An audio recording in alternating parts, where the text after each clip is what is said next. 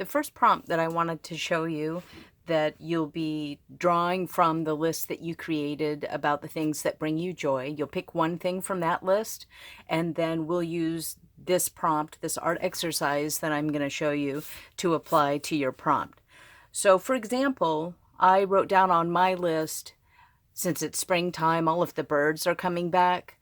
So the robins are outside, there's a lot of Canadian geese, and I thought that I would use this reverse painting technique, at least that's what I call it, to map out a bird. And we'll get started by applying some color to the page. I'm going to work on this side of my paper because this is the watercolor side, and I have something on this side. I'll save this over here maybe for a dry medium. And I'm gonna put my ink on this side. You can use watercolor for this as well. The colors might not be quite as vibrant as ink. You can do one layer of watercolor, let it dry, and then maybe put another layer of watercolor on there. But I think I'm gonna start with some ink, and I'm gonna pick a few different colors. I don't wanna go too crazy. So this is a magenta, a teal, and a violet. And yeah, I think I'll go with these.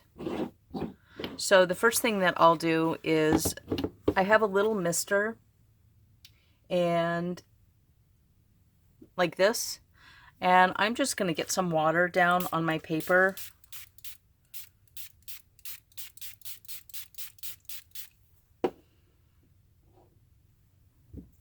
And then I'm going to start dropping ink and letting it run and bleed and just let it do its thing.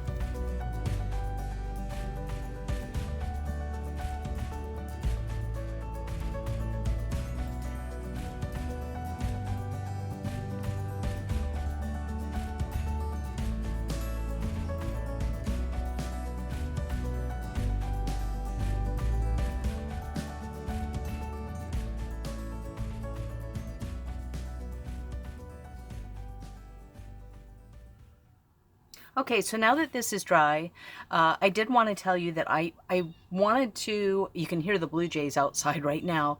I changed my mind and I thought, well, I'm going to do a blue jay, and maybe it's because he's out there squawking and wanting to be heard.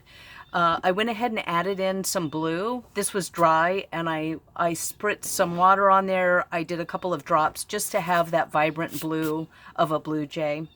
Once it's completely dry, you'll take your white pencil, and if your paint is pretty light, you can get away with a regular graphite pencil, just so long as you can see your object on here. And I've kind of lost his tail a little bit. It would probably go way out here on the other page, but that's really neither here nor there, because what we'll do is we'll paint everything around the object, in this case the bird.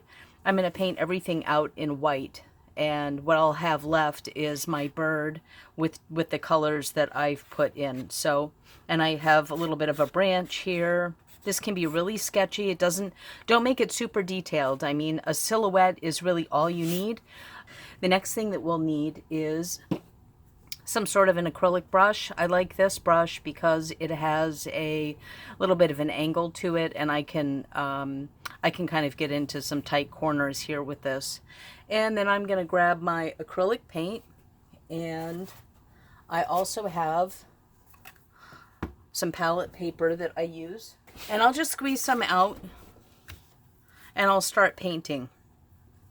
Now with watercolor, if you used watercolor, what might happen is as you're applying the acrylic paint, it may start to pick up some of the watercolor underneath, and that's completely fine. In fact, it gives it an even cooler kind of look, I think.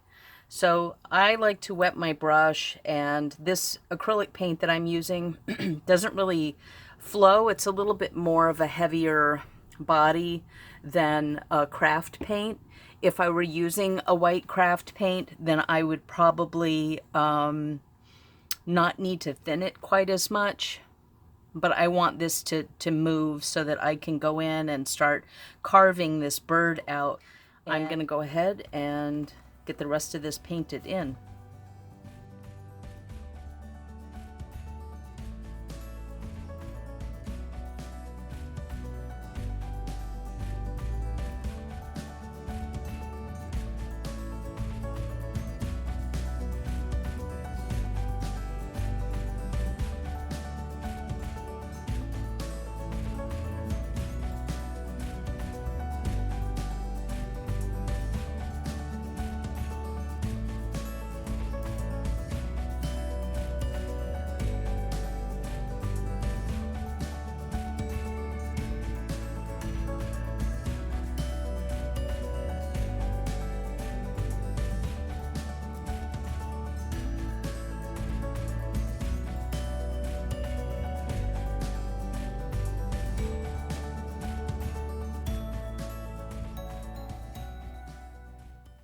Once you've completed your background, you want to let it completely dry. And if you feel like you want another layer on there, I would wait till it dries and then go back in and put another layer. I like the way that the color kind of comes through the acrylic.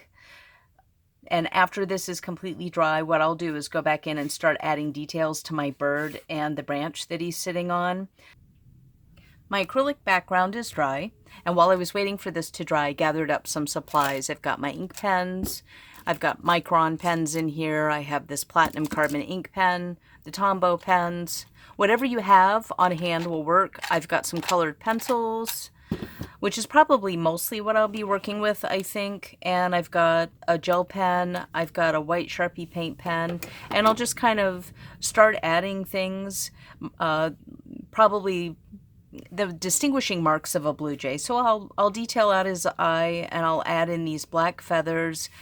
For the chest area, I'm probably going to just go in with my Sharpie paint pen and add an indication of feathers. I'm not going to completely cover up all of this color because it'll act kind of as a shadow into the feathers.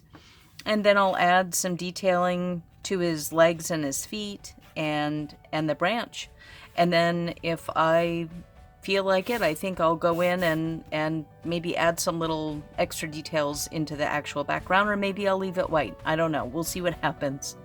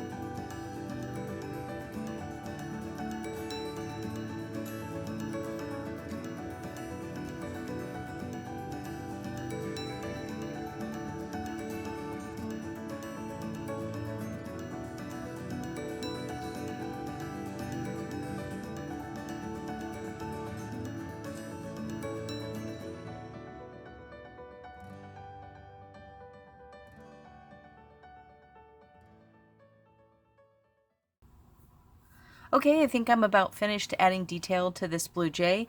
And the nice thing is since he's in my journal, I can always go back and add something else if I want to later. But he's here, and now it's your turn. So pick something that you've written down from your list that brings you joy on a daily basis and apply this reverse painting technique and upload it to the project section if you want to. If not, that's fine too. So the idea is just to have fun. So I will see you in the next demo.